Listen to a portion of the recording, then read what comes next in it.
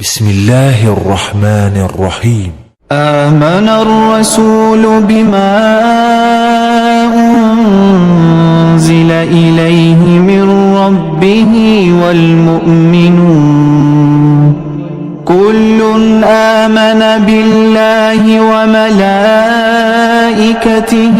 وكتبه ورسله لا نفرق بين أحد من رسله وقالوا سمعنا وأطعنا غفرانك ربنا وإليك المصير لا يكلف الله نفسا إلا وسعها لها ما كسبت وعليها ما اكتسبت ربنا لا تؤاخذنا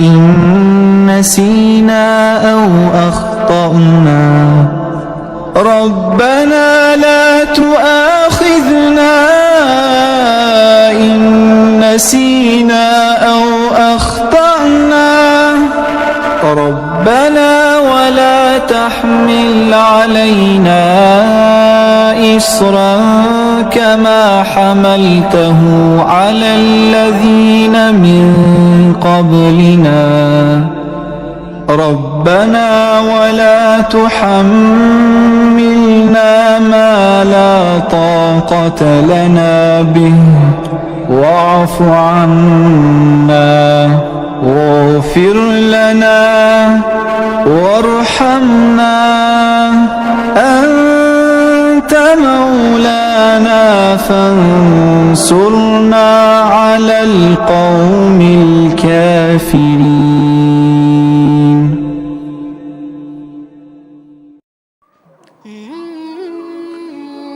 সূরা বাকারার শেষ দুই আয়াতের ফজিলত। যে ব্যক্তি সূরা বাকারার শেষ দুই আয়াত রাতে পড়বে এটা তার জন্য যথেষ্ট হয়ে যাবে। সুবহানাল্লাহ। সহিহ বুখারী হাদিস নং 4008। আল্লাহ তাআলা আসমান ও জমিন সৃষ্টি করার 2000 বছর পূর্বে একটি কিতাব লিখেছেন, যার মধ্য থেকে 2টি আয়াত নাজিল করে তা দ্বারা সূরা বাকারা শেষ করেছেন। এমন হতে পারে না যে কোনো ঘরে তা দিনরাত পড়া হবে আর তারপরও শয়তান সে ঘরের নিকট যাবে। তিরমিজি শরীফ হাদিস নং 2882।